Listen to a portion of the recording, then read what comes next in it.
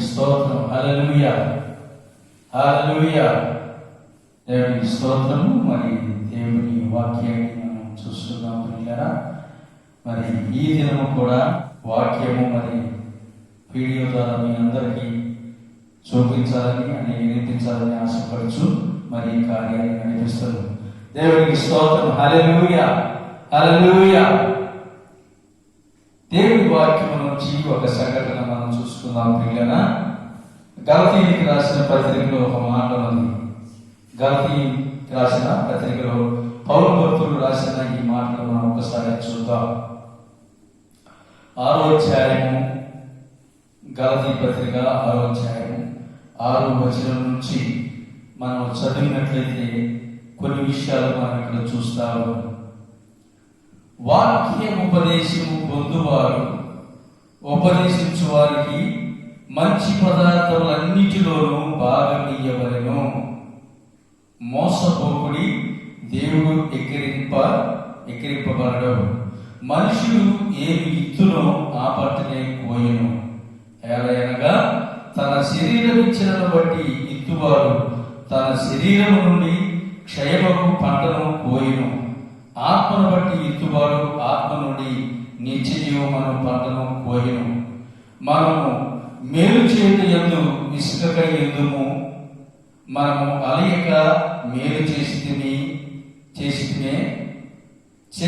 అని తగిన కాలమందు పట్టబోతుము. కాబట్టి మనము సమయము దొరికిన కొలది అందరి ఎడలను విశేషముగా విశ్వాస గృహమునకు చేరిన వారి ఎడల మేలు చేయుదుము. దేవునికి స్తోత్రం. హల్లెలూయా. ఇక్కడ భక్తులు చెప్పబడిన మాట మనం చూస్తాము ప్రియులారా. ఏమని చెబుతుందంటే, మనము మేలు చేయుట యందు విసుగు చెందకూడదు, లేకుంటే ఆత్మ పంటను కోయుట యందు మనము విసుకకూడదు. మనము ఏదైతే ప్రభు సన్నిధిని ఇత్తుతుమో అదే కోస్తామని చెప్పి కూడా మనం చూస్తున్నాము పిల్లరా. మరి ఈ విషయాన్ని మనం అందరం కూడా ధ్యానం చేసుకోవాల్సిందిగా మనం అందరం కోరుకుంటూ ప్రార్థన చేసుకొని ఈ వాక్యాన్ని ఆరంభించుకుందాం. స్తోత్రములైన మహాపరిశుద్ధుడివి, మహాగణుడు అయిన మా ప్రభు, వందనాలు, స్తుతి, స్తోత్రములైన ఈ వాక్యము మీది మా ప్రభా. ఈ వాక్యము ద్వారా అందరితో మాట్లాడండి. నన్ను కూడా నాయన దర్శించండి. నీ వాక్యము చేత మమ్మల్ని అందరినీ బలపరచండి. నిలిచి ఉన్న నేను కానీ, అయా కూర్చొని నిల్చున్న బిడ్డలు కానీ ఏమాత్రం యోగ్యులము కాదు. ఒకవేళ ఆ యోగ్యత ఉన్నదంటే అది నిలిచిన కృపే అని మేము నమ్ముచున్నాం మా ప్రభువా. మీ అద్భుతమైన కృప మాతో ఉంచండి, మమ్మల్ని అందరినీ బలపరచండి, ధైర్యపరచండి. మీ కృప కనికరం మా మీద ఉంచమని నాయన ఈ వాక్యాన్ని మీ దయగలిగిన హస్తానికి అప్పగిస్తున్నాం. సహాయం చేసి మీరే మాకు విరిచి మీ వాక్యాన్ని పంచవలసిందిగా కోరుకుంటూ మా ప్రభువును మీ ప్రియ కుమారుడైన యేసుక్రీస్తు పరిశుద్ధ నామమున ప్రార్థించండి వేడుచున్నాం మా పరమ తండ్రి. ఆమేన్. దేవునికి స్తోత్రం. ప్రియులారా, వాక్య భాగంలో వెళ్దాం ప్రియులారా.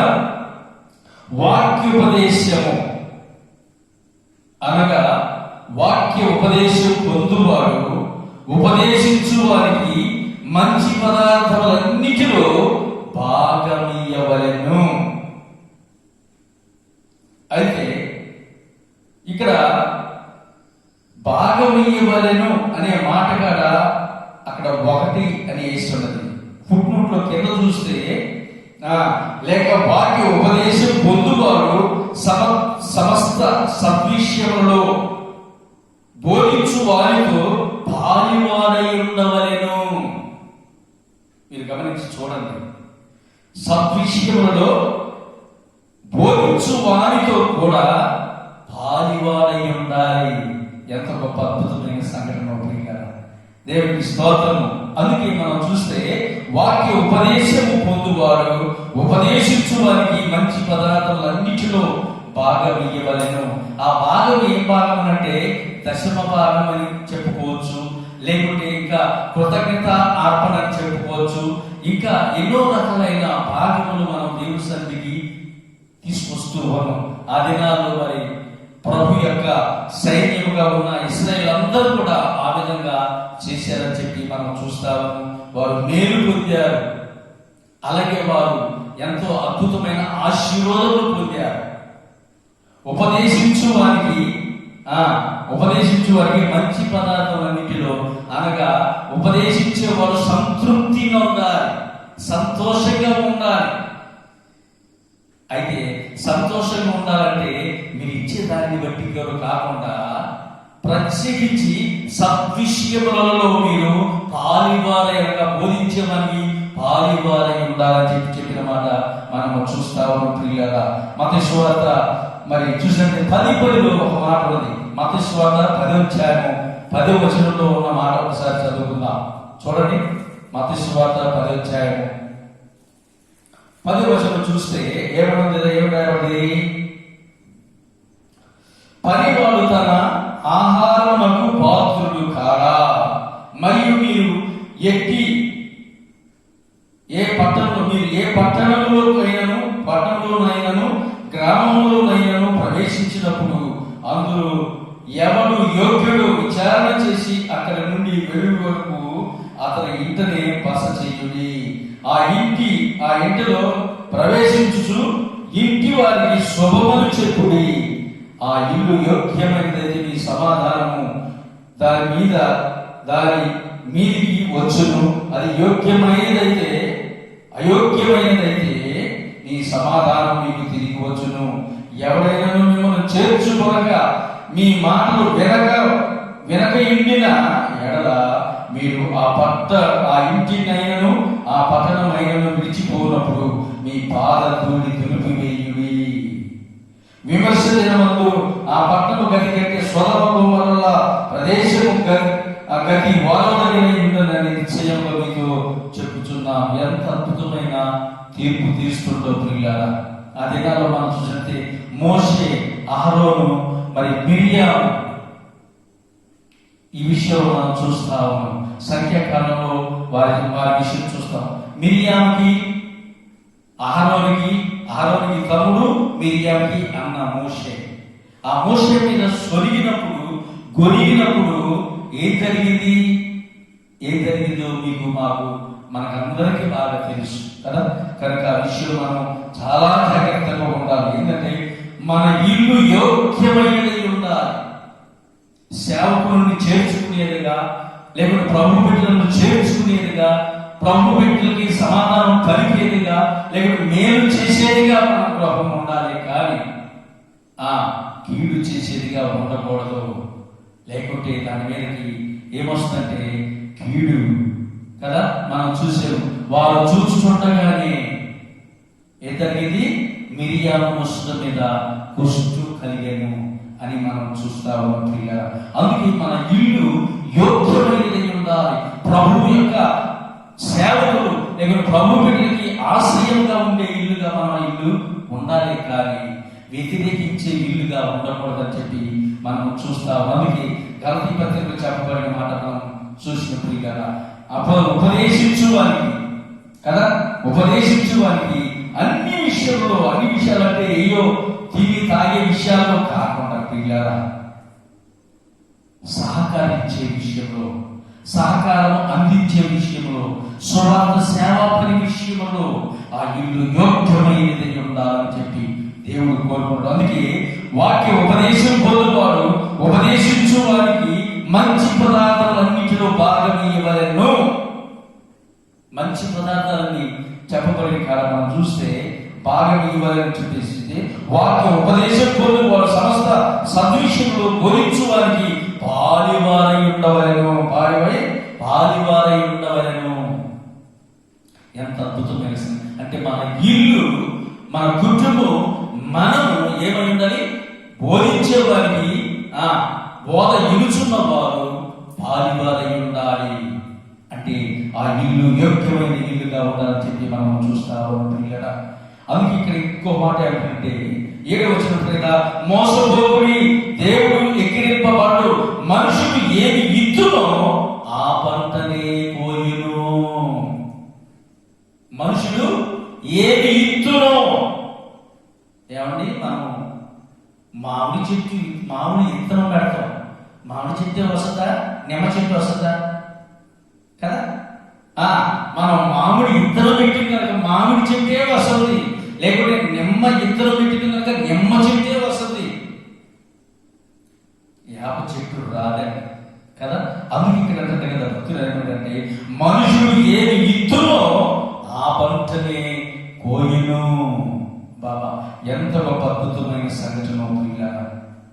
మనం విత్తే విషయంలో చాలా జాగ్రత్తగా ఉండాలి. మనం విత్తే విషయంలో చాలా జాగ్రత్తగా ఉండాలి. కొరింథీ పత్రిక చూసినట్టే 2 కొరింథీ పత్రిక 9వ అధ్యాయము 6వ వచనం చూస్తే అక్కడ ఒక మాట చూడండి. 9:6 ఒక్క మాట ఏమంటుంది? కొంచెముగా ఇచ్చువాడు కొంచెముగా పంట పోయిను, సమృద్ధిగా ఇచ్చువాడు అంటే ఏమంటుంది?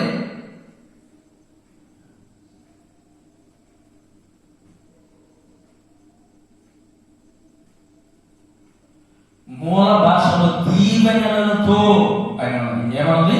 మూల భాషలో దీవెనలతో.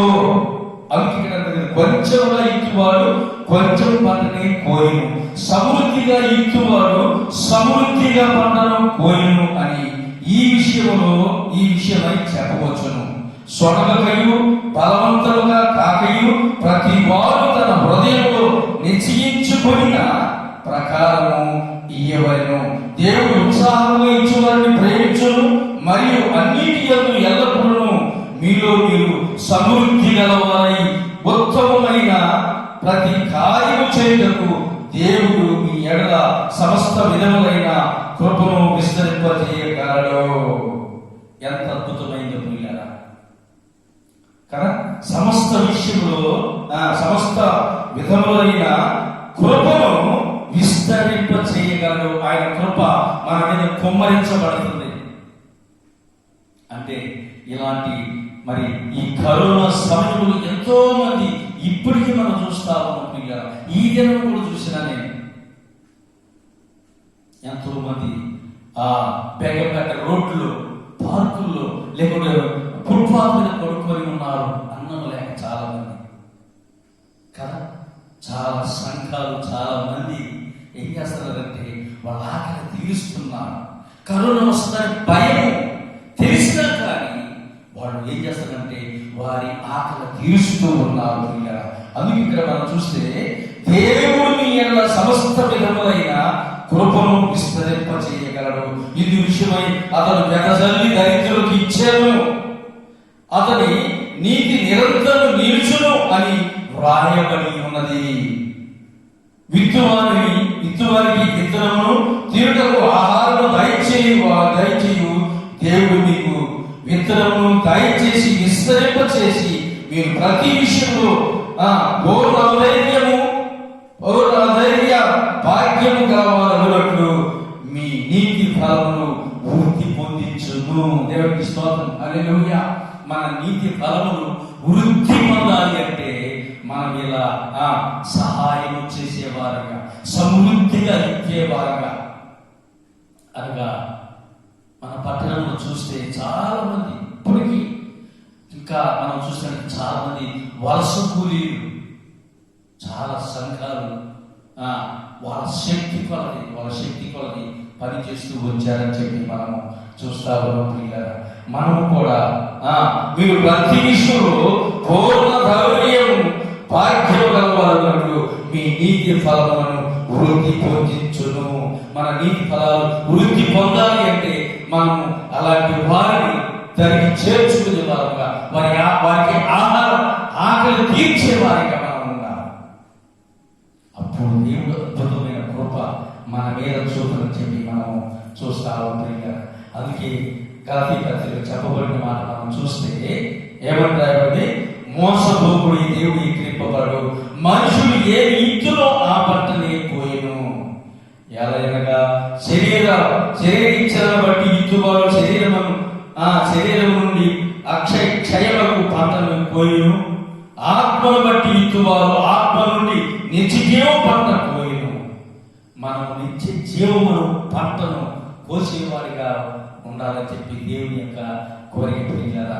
మనం చూసినట్లయితే దావీదు తన యొక్క కుటుంబీకులందరినీ తన భార్యతో సహా వేరేవాడు తీసుకుపోయినప్పుడు ప్రియులారా, ఆ వెళ్ళే వాళ్ళలో ఒకడు బాగా దెబ్బలు తగిలి పడి ఉంటే వాడిని వెనక్కి తీసుకొచ్చి వాడికి భోజనం పెట్టి కొన్ని రోజులు వాళ్ళ దగ్గర ఉంచుకొని ఆ యొక్క తర్వాత వారి సమాచారం దావీదు అడిగినప్పుడు వాళ్ళు ఎక్కడున్నారో ఆ శత్రువులు దొంగతనం చేసి సొమ్మునంతా సొత్తునంతా ప్రజలందరినీ లేకపోతే ఆడవాళ్ళందరినీ తీసుకుని వెళ్ళిన వాళ్ళ యొక్క చాడ ఈ యొక్క వ్యక్తి చెప్పినట్లుగా మనము చూస్తాము. అందుకే ఇక్కడ మనం చూస్తే ఆత్మను బట్టి ఇచ్చువాడు ఆత్మ నుండి నిత్య జీవం అనే పంట కోయును. మనము నిత్య జీవం అనే పంట అనగా ఆత్మలను కోసే వారంగా ఉండాలి, ఆత్మను మనం సంపాదించే వారంగా ఉండాలి, ఆత్మలో మనము నివసించే వారంగా ఉండాలి, వారి మనస్సులో మనం ఉండాలి ప్రియులారా. మనం ఎందుకని సహాయం చేసిన కనుక, మేలు చేసిన కనుక, లేకుంటే ఆకలి తీర్చిన కనుక మనం అలా ఉండవని చెప్పి మనం ఇక్కడ చూస్తాము. అందుకే యోహాను 6:63 చెప్పబడిన మాట చూస్తే ఒక మాట చదివి మనం ముందుకు వెళ్తాం త్వరగా. 6:63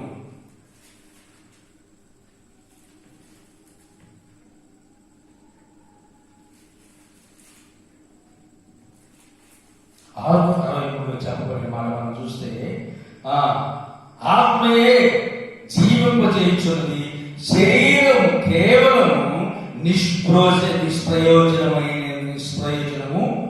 నేను మీతో చెప్పి ఉన్న మాటలు ఆత్మ జీవమై ఉన్నవి కానీ మీలో విశ్వసించువారు కొందరేనని వారితో చెప్పాను.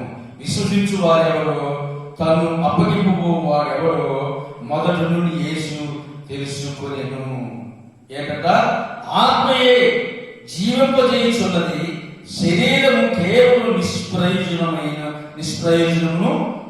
నేను మీతో చెప్పి ఉన్న మాటను బట్టి ఆత్మయు జీవములై ఉన్నవి కానీ, ఆత్మ జీవము అనగా మనిషిని జీవింపచేసేది, విశ్వాసమును జీవింపచేసేది, మనిషి మీద ఒక ప్రత్యేకమైన అభిప్రాయాన్ని కలిగించి వీళ్ళు దేవుని మీద కనుకనే ఇలాంటి పని చేయగలిగినారని చెప్పి ముద్ర వేసిందని చెప్పి మనము చూస్తాము ప్రియులారా. మనం చాలాసార్లు చూసినట్లయితే కొంతమందికి సహాయం చేస్తే వాళ్ళు ఏం చేస్తారు తెలుసా? జీవితాంతం కూడా గుర్తుంచుకుంటారు కదా. మనం కనిపించినప్పుడల్లా కూడా మంచిగా వాడు మనం పలకరించడానికి, లేకపోతే మనం చూసి కనీసం చిరునవ్వైన నవ్వే ఆ మంచి మనస్సు కలిగి ఉంటారన్న సత్యాన్ని మనం చూస్తావు పిల్లరా. అందుకే ఇక్కడ చెప్పబడే మాట ఆత్మయే జీవింపజేయుచున్నది, శరీరం కేవలం నిష్ప్రయోజనము. నేను మీతో చెప్పి ఉన్న మాటను బట్టి ఆత్మ జీవమై ఉన్నది కానీ, ఆత్మ జీవమై ఉన్నది అంటే ఆ ఆత్మలో మనము జీవము పోసిన వారముగా ఉన్నాము, ఆత్మకి జీవాన్ని ఇచ్చే వారముగా మనం ఉన్న సత్యాన్ని మనం గ్రహించాలి కదా. అందుకే ఇక్కడ కదా ఆత్మను బట్టి ఇచ్చేవారు ఆత్మ నుండి నిత్యము పంటను కోయును. మనము ఆ మనుషులను వారి బ్రతికినంత కాలం కూడా వాళ్ళ ఊరిలో కూడా మన గురించి చెప్పుకుంటారు.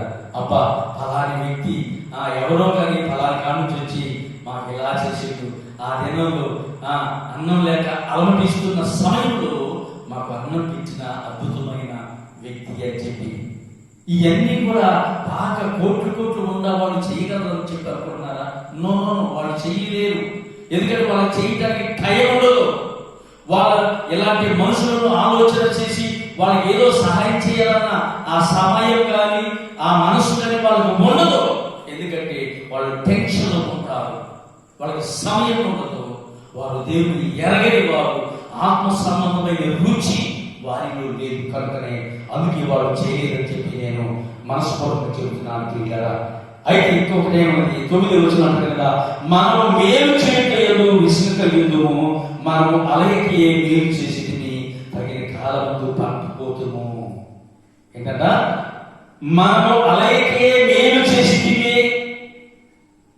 తగిన కాలమందు పంట కోస్తాం, పంట కోసే వారుగా మనం ఉంటాం కదా. అలేక మేలు చేసి మనం కలిగిన దాన్ని ప్రజలకు, లేక మనం కలిగిన దాన్ని లేని వారిని పంచిపెట్టిన పిల్ల ఎంత అద్భుతమైందో. లాస్ట్ గా ఎబ్రీ 12:3 చూస్తే అక్కడ ఒక మాట చూడండి. 12వ అధ్యాయం 3వ వచనం చూస్తే 3, 5, 6 వచనాలు చూడండి. 12వ అధ్యాయం. మీరు అలసట పడకయు మీ ప్రాణములు విసుకకయు ఉన్నట్లు పాపాత్మ తనకి వ్యతిరేకంగా చేసిన తిరస్కారమంతయు ఓర్చుకొనిన ఆయనను తలంచుకొని.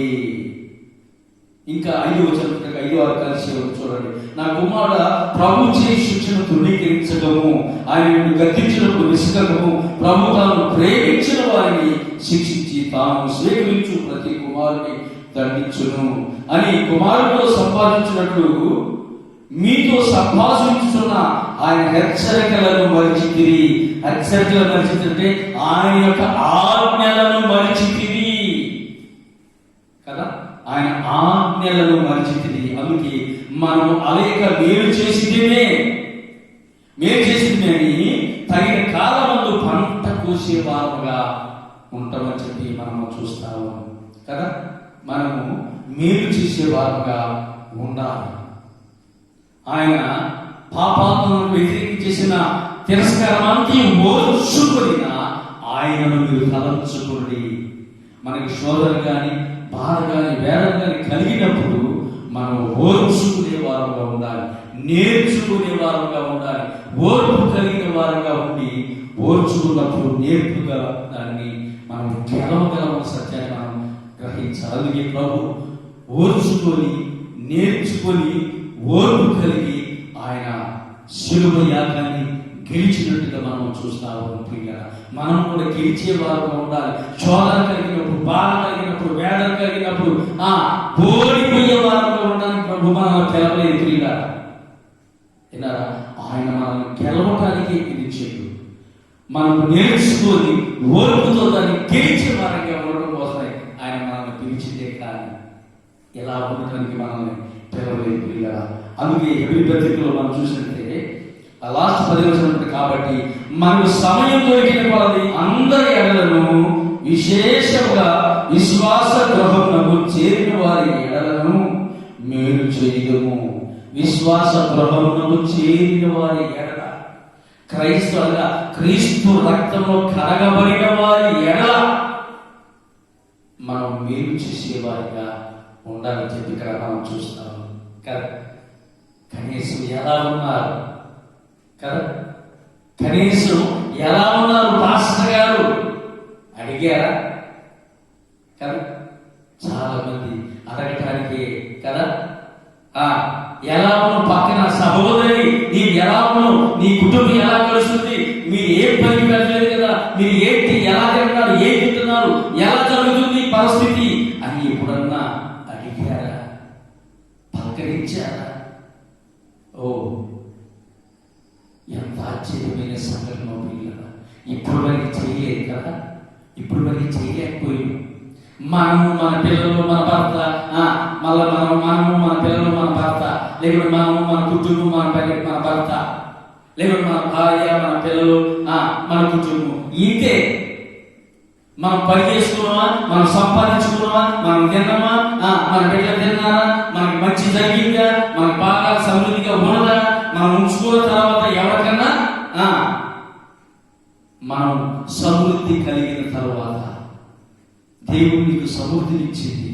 ఎందుకంటే ఇతరులకు పంచడానికి, ఇతరుల యొక్క ఇబ్బందులు పరామర్శించడానికి, ఇతరులను కనుగొని వారి యొక్క ఇబ్బందులను పరామర్శించడానికే నిన్ను దేవుడు నియమించిన సత్యాన్ని మనం చూస్తాము. కాబట్టి మనకు సమయం దొరికిన పద్ధతి అందరి ఎడల విశేషంగా విశ్వాస గృహములకు చేరిన వారి ఎడలను మేలు చేయము. మేలు చేసే వారుగా ఉండాలి. మనకు మనమే, మన కుటుంబానికి మనమే, మన భార్యకి మనమే, మన భర్తకి మనమే, మనకి మనమే, మన చుట్టూ మనమే కాదు. ప్రజల ఎడల, ఎవరి ఎడల? విశ్వాస గృహములకు చేరిన వారి ఎడల ఏం చేస్తారు కదా? ఎలా ఉందంటే క్రైస్తవులు ఈ దినాన్ని మనం చూస్తే చాలా దారుణంగా, చాలా ఆలోచింపు చేసే అద్భుతమైన సంఘటనలో పడి ఉందని చెప్పి మనం చూస్తా ఉంటాం కదా. లాస్ట్గా 3వ అధ్యాయం హెబ్రీ పత్రిక 3వ అధ్యాయం 6వ వచనం చదివితే, అయితే క్రీస్తు కుమారుడైంది ఆయన ఇంటి మీద నమ్మకంగా ఉన్నాడు, ధైర్యమును నిరీక్షణ వలన ఉత్సాహమును తుదమట్టుకు స్థిరముగా చేపట్టిన ఎడల మనమే ఆయన ఇల్లు మరియు పరిశుద్ధాత్మ ఇట్లు చెబుతున్నాడు, మనమే ఆయన ఇల్లు, మనము దేవుని ఆలయమై ఉన్నాం. దేవుని ఆత్మ మనలో నివసించుచున్నది. మరి దేవుని ఆత్మ మనం నివసించినప్పుడు ఇతరుల ప్రజల గురించి విశ్వాసంగా మనం వారికి చేయవలసిన లేక వారికి మేలు చేయదు మనకి మనస్సు లేదా? ఎందుకు లేకుండా పోతుంది? కానీ మనం మనస్సు కలిగి ఉండాలి. అందుకే అంటాను కదా ఈ మాటలన్నీ కూడా. కాబట్టి మనకు సమయం దొరికిన కొలది అందరి ఎడల, విశేషంగా విశ్వాస గృహములకు చేరిన వారి ఎడలను మేలు చేసేవారుగా ఉండాలి. ఏంటంట? మేలు చేయటం కదా. మనకేమో మనకి మనమే మేలు చేసుకోవడం, మన కుటుంబానికే మనం మేలు చేసుకోవడం, మన బిడ్డలకే మేలు చేసుకోవడం, ఇతరులకు మేలు చేయటం మనకి ఇంతవరకు తెలియలేదు. ఇలా రేపు నుంచి లాక్డౌన్ ఎత్తిపడుతుందని నువ్వు మేలు చేసినా ఎవరు కూడా నీ మేలును అంగీకరించాడు. నేను నిజం చెప్తున్నా, నీ మేలు చేయాలని చెప్పి నువ్వు ముందుకు వచ్చినా ఎవరు కూడా నీ మేలును అంగీకరించాడు. నీ ఇంతకు ముందు ఈ యొక్క దగ్గర 2 నెలలు పైన జరిగిన ఈ సమయంలో నీవు ఎవరికి మేలు చేసి నీకు మేలు చేయాలన్న మనసు నీకు వచ్చిందా? అసలు మేలు చేయాలన్న ఆలోచన నీకు ఉన్నదా? ప్రభు నీకు మేలు చేయకపోతే, ప్రభు నీకు రక్షణ ఇవ్వకపోతే, ప్రభు యొక్క అద్భుతమైన ఆత్మ నీతో ఉండకపోతే నువ్వు ఏనాడు నశించిపోయేవారేమా? ఆయన అలజకుండా, బెదరకుండా కదా, సావుకు భయపడకుండా ఆయన మేలు చేసి నీకు నాకు రక్షణ ఇచ్చేది. కానీ ఈ 60 దినాలలో ఏ మేలు చేసిన మనం ప్రశ్నించుకున్నాం కదా. దేవుడు తన వాక్యాన్ని దీవించుగా ఆమె ప్రార్థన చేసుకున్నాం. అందరూ కూడా కళ్ళు మూసుకుంటే ప్రార్థన చేసుకొని ముందుగా గలతీ పత్రికల నుంచి వాక్యాలు మనం చదువుకున్నాం. 6వ అధ్యాయము 6వ వచనం నుంచి 10వ వచనం వరకు చదువుకున్నాం. వాక్య ఉపదేశించు వారికి మంచి పదార్థాలన్నిటిలో భాగమయ్యవలెను. అంటే సేవకునికి సహాయం చేసేవారుగా, సేవకుడితో సహకరించేవారుగా, సేవకుడి యొక్క పనిలో భాగస్తులుగా ఉండాలని చెప్పి దేవుడి వాక్యం చెబుతుంది.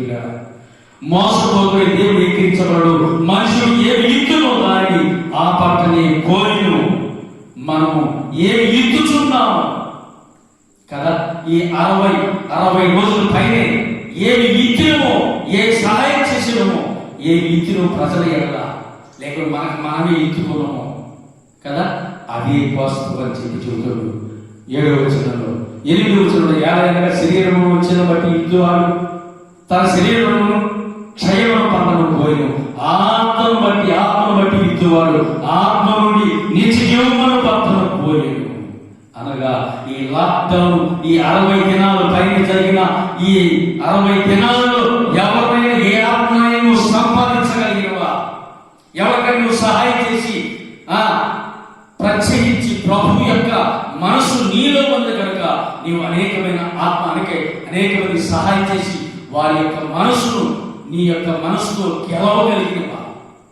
ఒక్కసారి మనం ప్రశ్నించుకుందాం. మనము మేలు చేయుట 9వ వచనం, మనం మేలు చేయుట విసుకని యుద్ధము, మనం అలాగే మేలు చేసింది కనుక తగిన కాలముందు పంట కోస్తాము.